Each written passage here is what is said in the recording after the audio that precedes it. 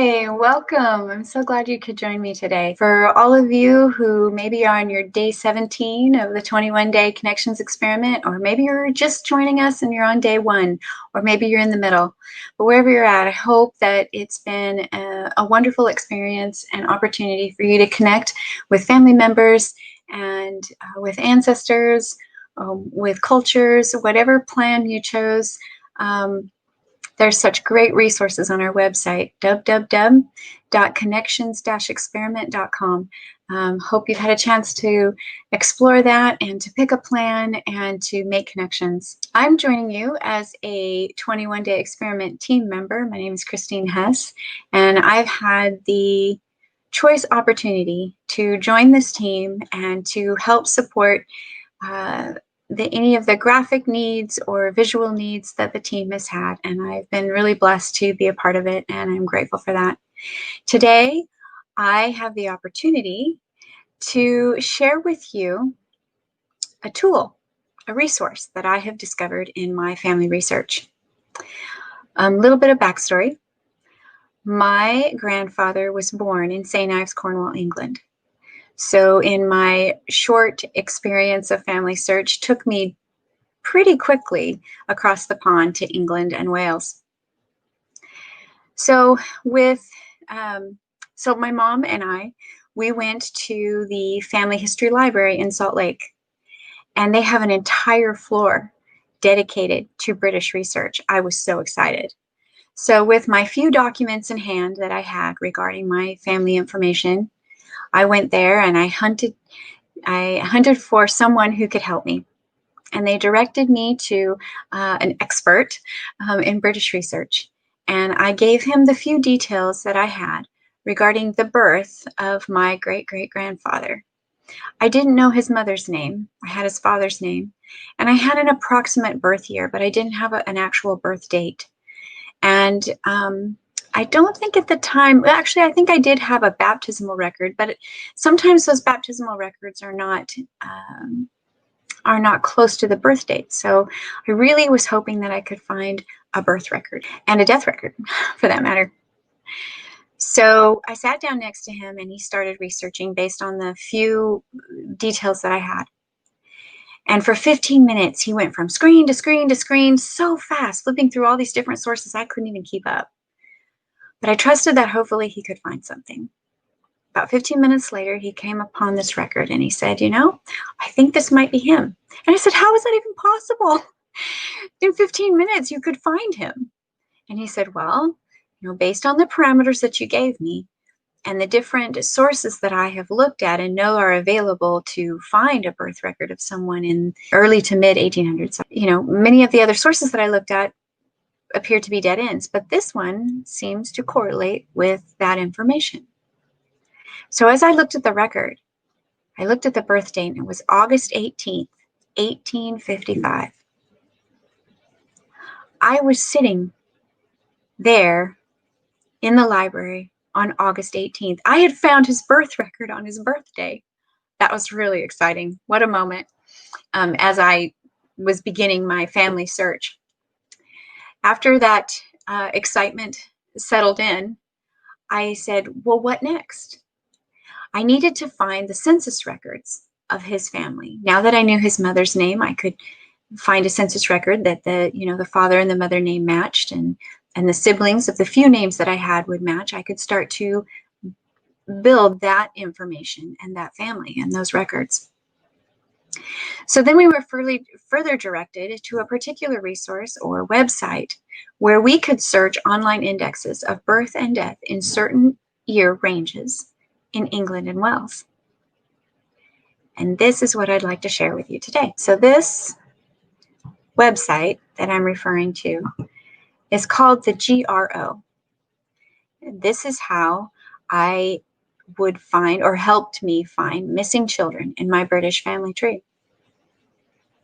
The GRO stands for General Register Office. It oversees civil registration in both England and Wales. It also holds centrally the copies of the birth and death records of people who lived in England and Wales. It also allows us to search on those birth and death indexes. and it provides the ability to order copies of records either in a PDF email format or a document mailed to you. This is the homepage for the GRO. So this is what it looks like when you would go there. Right there. There's the web address, www.gro.gov.uk.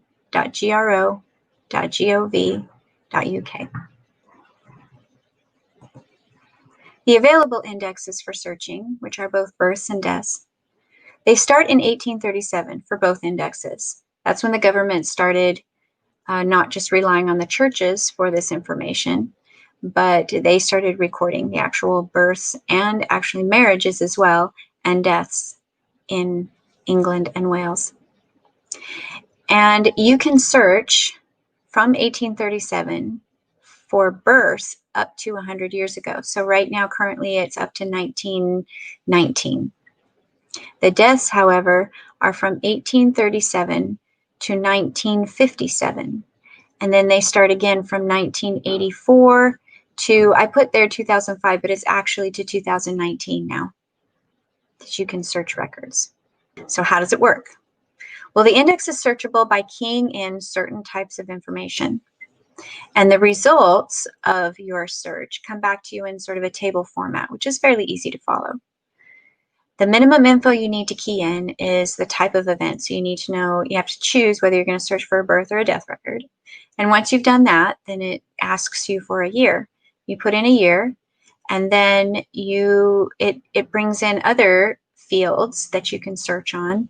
And the minimum that you need is a surname, and then whether you're going to search for a female or a male. There are further fields available to refine your search. We'll go ahead and look at those at the website. So here's the screen showing the website on the right, and then I also have over here on the left just a snapshot, or it's actually the familysearch.org. This is a record of my great-great-grandfather, Henry Stevens, born in St. Ives, Cornwall, England, and his wife and his children. And I'm just going to basically use this information as a reference to walk you through the process of how I use this website to find birth and death records for English ancestors. So here on the right is the website, gro.gov.uk. And it looks basically like this. You are going to be required to register with them in order to be able to search their indexes. How you do that is here at the bottom, you'll see a place that says register or log in. And you're going to be registering as an individual. So you would click on this right here. I'm not going to do that right now, but it's basically when you click on it, it's going to prompt you to give the information required. And up here in this gray box will tell you what's kind of required. They need an email address. They'll need a full name and a postal address. They'll need details of the registration you are applying for. And you can put in I think it allows you to put in birth and death, or birth, marriage, and death. I think that's what I did because that's what I would be searching for. And then it's going to require that you put in a credit card information. Please know that nothing is charged to your card at this point. The indexes for searching are free to do so. But if you do come and if you do find a record that you want to order, then that is where the credit card would apply. And you're going to have to take several steps in the process of ordering that. And you will know clearly when you're ordering and when your credit card would be charged for that order. So this process here in registering with them just to search their indexes, they take that credit card information, but nothing is charged until you've actually ordered. And you'll see that further along as we go. So basically, once you've registered, and it takes, once you've submitted that information, it takes about 24 to 48 hours for them to process that and then open it up for you to have an account and be able to search. So you just have to wait that amount of time. I believe they send an email to that effect, but you can also go in and check after 24 or 48 hours and try your email and password that you set up your account with and see if it works. So I'm just going to go ahead and log into mine right now so you can see, walk through it. When you log in, it's going to bring you to basically your shopping cart. So as you can see, I do quite a bit of ordering through them. I have a lot in there right now. of records that I found that I believe are my ancestors, and so I wanted to order those birth or death records. But basically, it's going to list those for you. What I want to show you here is on the right. You can see a not drop down, but a menu of different things that you can do within this website. The one that you're looking for is going to be this fifth one here that says Search the GRO Online Index. Go ahead and click on that, and it's going to start that search that we were talking about earlier. It starts with, do you want to search for a birth or a death? In this case, what I wanted to show you was how I found a child that I knew was born and died in this family, but I didn't know for sure. I didn't have any real proof. I didn't have any baptism record. They weren't on the census record. And so I wanted to be able to prove the information that I had received from family with some sort of actual hard record. So this is what I did using the GRO. My great-great-grandfather, great-great-grandmother, their second child was Lydia Stevens. At the time, I didn't know it was the second child because I didn't actually have the birth date. But I did know her name. I knew there was a child born to them and died early. The name was Lydia Stevens. So what I did in this GRO search is I said, okay, I want to find her birth record. So I started with birth. You click on that. Now, I know this says 1881 over here, but at the time that I did this, I didn't know that. But I did know their marriage date. It was 1879. So what I did was I would start searching on that, picking 1879. And there's a nice little box here that allows you to expand the range. It's kind of a good idea to do that. I maxed out at 2. It's not a big range, but it's usually helpful when you're doing searches to give yourself a little bit of a wider range of search and then narrow your results from that. So we'll start with 2 plus or minus years from 1879, which was the date that my great-great-grandparents married. So what we're doing is we're searching the range of years, starting at the year they were married, that they could have possibly had a child named Lydia, and working my way up from that. So the surname at the birth is Stevens. Now, what's really nice with this, as you do other searches, it remembers the surnames that you searched on. So you get this nice little drop-down menu. You can just click on it. Of course, if you're new, it's not going to give you that. You would just type in the name. And then over here, you can narrow or widen your search to include either just exact matches only, or phonetically similar variations, or similar sounding variations. So this kind of helps with different types of naming conventions or names that you have that sometimes may be spelled a certain way. You want to capture those different types of spellings. As we all know, records don't always have the correct spelling. So this kind of helps you with that. I'm going to go ahead and select similar sounding variations for this particular research, or for this search. And then in the first forename, I'm going to actually leave it blank. Yes, I have a note in my family record that says it was Lydia, but I don't have any records that prove that it was Lydia. So I kind of want to leave my search open to any possible births that may have happened during that time. So we'll leave it blank. And then this can just be as is. It doesn't apply if this field is blank. They have another field here for a second forename or a middle name. Oftentimes, I know that a lot of my English family, they would use the mother's maiden name as a second name for either boys or girls. And so sometimes it's helpful to narrow that search down and put in that middle name, because so many names are just so common and repetitive that it helps to narrow that down, depending on what kind of search you're doing. But in this case, she didn't have, I don't know if she had a middle name, so we're just going to leave it blank. And in the sex, we're going to choose female for this particular search. But, if I wasn't sure, Lydia, I'm kind of assuming that's probably female, so I'm going to start with that. But I would also want to go back and do male as well, just to be thorough in my searching for any children that might have belonged to Henry and Mary Ann. This field right here is what is awesome about the GRO. They include, as a search field, the mother's maiden surname. This helps a great deal in narrowing your searches and being more accurate in your results for your searches. With the repetitive names in English history and Wales, this really does help a great deal. In this case of my family, my great-great-grandmother actually had the same last name as her fiance, now husband. So she was also a Stevens. So we're going to go ahead and put her maiden name in. Again, we're going to make that similar sounding variations.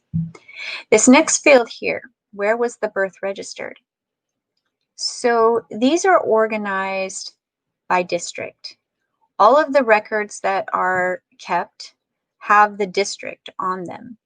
They also have parish name, possibly county name, and sometimes that can get confusing. Anyone who's done research in England knows that, you know, all of those place names are on various records and apply in some cases. County is often used, again, parish names, town names, but in this instance, you need the district of where the birth or death occurred, or where you think it may have occurred, in order to narrow that down. You don't have to enter it in to actually do the search, but it is often helpful in narrowing down your results. So like I said, you can leave it blank or you can enter it in. In this case, I know that it is Penzance. So as you start entering it, you'll see that it gives you a drop-down list of choices. So it's only going to allow you to enter in districts that actually existed. You can't just type anything in there, which is kind of nice. So here's a Penzance. So here I see, as I enter it in, it sort of prompts me as to what that place might be. And as I spell it in, then it comes in there, and I can go ahead and select that. This information right here actually isn't necessary, and I don't really use it in my searches when I'm looking for birth and death records. And the reason for that is I don't typically know that information. So I wouldn't be able to enter it in the first place. But second, it's narrowing it down to the point where I'm, you know, the search that I'm doing is a little bit wider than that at this point. So it isn't really useful in this particular application. So I don't use it. I just leave it at the defaults. But just for sake of understanding what this represents, because it is important to understand, is the quarter. These are organized, these records are organized by quarter. So as you see in the drop-down menu, the year is broken up into 4 parts. The first quarter being January, February, March, second being April, May, June, on down July, August, September, and then the fourth being August, November, December. And so when you're looking at the records, you will find that that's how they're organized. And you would see that even on the free BMD, I think is the website that many people know about.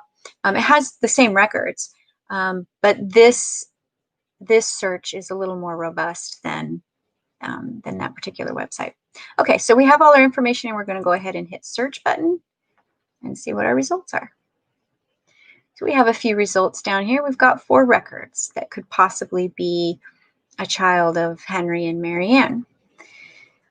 Looking at these, you can see right here where it gives the birth date. We've got an 1878, an 1879, 1878. So I can quickly, well, not quickly, but in this case, I'm going to rule out the 1878 births, because I'm going to assume that they didn't have children before they were married in 1879. This second Catherine record here, Catherine Stevens, is 1879, but you can see this little J right here. That's indicating what quarter she was born in, and it gives the initial of the last month of the quarter. So this would be June, which is April, May, June is the quarter that she was born in. And if she was born in April, May, June of 1879, then that would have also been before they were married, which was July of 1879. So I can rule out her as well. That leaves me with this one right here, and this is gold. Look at that. There's Lydia, the right name and everything. So looks like she was born 1881 in the April, May, June quarter in Penzance, and her mother's maiden surname was Stevens. So at this point, I would click that circle to the left of the name, which gives me this little button here, these button options. There's a certificate and there's PDF. I'm going to go ahead and click on the PDF. This brings up another window, which starts the process of ordering that actual record. So it already dumps in the information of that record. You don't have to go and re-enter it again. Since you've selected that record, it already knows that, okay, this is the record that you want. It's going to put that information in there, and it gives you the volume number and the page number. So you don't even have to go and look that up or reference it. It does that for you, which is great, because the person on the other end at the GRO is going to need that in order to find the record and make it available to you. Down here, you'll see your different options of ordering. There's a certificate that you can order, which is an actual document that is official, and I think it comes with even a stamp and is mailed to you, and that's 11 pounds. You can have a priority if you're really in a hurry at 35 pounds, but that's too steep for me. So I usually don't work with these options unless, of course, it's a marriage certificate. The only option is to have it mailed, and I will do the standard 11 pounds option. But down here is typically where I am focused. For genealogy purposes, a PDF is plenty, is great, and that's all that I need. So I will, as you can see, it's already selected. It's the standard PDF for 7 pounds. And it does say here that it's dispatched on the 4th working day from receipt of order. Typically, I've ordered quite a few times from the GRO, and almost every time it's been right on the dot 2 weeks. There's a couple, maybe once or twice where it came a little bit earlier, but you can pretty much count on it being 2 weeks. They do have a notice on their homepage that says, due to COVID, there may be delays, and so keep that in mind. But honestly, I've ordered a couple times since COVID, and it's still been 2 weeks from the time that I ordered to the time that I receive that email that gives me the link to download those records. Okay, down here, all of this is pretty much fine as the default. You just leave that as is. But right here where it says your reference, there's a box here. I highly recommend that you use this. And the reason for that is often in this research, there are repetitive names. And you want to kind of keep track of what is in your shopping cart or what you're actually ordering. And so this is a way to do that. You're welcome to use my naming convention or come up with your own, whatever works. What I typically do is I will type in the year of the record. So in this case, it's Lydia was born in 1881. So that's what I would put in. And then I'll put either the letter B as in birth or D as in death to indicate which record it is. This one, in this case, it's birth. And then I'll put her last name or the surname, which is Stevens, and then the first name, which is Lydia. So that's kind of the naming convention that I use there. And there is a limit to characters. I think it only allows maybe 2 or 3 more characters. So if you have a name like Elizabeth Trevorrow, it's not going to fit. So you just basically want to truncate it, but enough that you still know what the name is, but it will fit. And then you hit submit. At this point, you haven't really ordered anything. You're still going through the process of confirming that this is the document that you want. And I would suggest at least once reading through this information. It gives you some basics, parameters of understanding what you're getting with the PDF file and how that works. So it's a good idea to just read that once. But then when you get down here, you're just going to confirm that you've read and understand the above text regarding the PDF service, and you wish to proceed. So you're going to hit submit. It's going to take you to your shopping cart. As you can see, I have quite a few. And as we scroll through, there she is right there, Lydia Stevens. She's now in my shopping cart, 1881 birth, Stevens, Lydia. Great. So I know that this is because of my naming convention, I can pick her out. Now, granted, I don't have any other Lydia Stevens in here, but for an example on why that naming convention is so handy, if you'll see here, I have a William Eddie Stevens, but down here, I have another William Eddie Stevens. And how would I know who's who? Well, because I've used that naming convention where you have a birth year of 1896, and then down here, 1887, probably one was a father, one was or maybe an older brother, younger brother, I'm not sure. One probably passed away. Anyway, but this way I can keep track. Even with similar names, I know who's who. So that's really helpful. As you scroll down at the bottom, when you're ready to order, you have that option down here where you can check out, or you can continue shopping, or you can return to the GRO indexes. this is where, when you hit checkout, it's going to take you through a couple of different processes to actually order and confirm that your credit card information is correct and that you do want to order that. So it's quite a process before it's actually ordered and your credit card is charged. So there's no like, oh, I didn't know that I ordered that. It's pretty hard to get to that point, and yeah, so it's pretty safe in that regards. I'm going to go ahead and delete this one because I already have it. I just was using it for the purpose of showing you. So now you can see she's not in there anymore.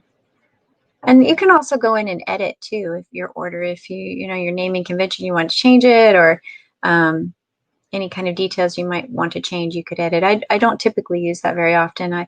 I do use the delete occasionally when I maybe have discovered that I don't need that record or it was a duplicate.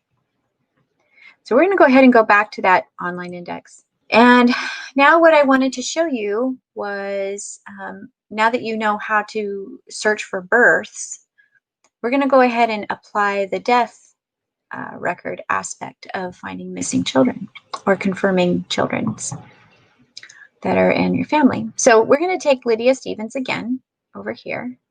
And we know that she was born in 1881 because we found that record. And once you get that record, it'll give you the information to either truly confirm that she belongs to this family or not. And let's just assume, yes, she does.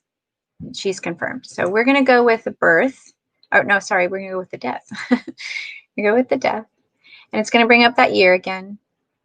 And we honestly don't know when she died, but we're going to start with her birth year, right? And again, we're going to do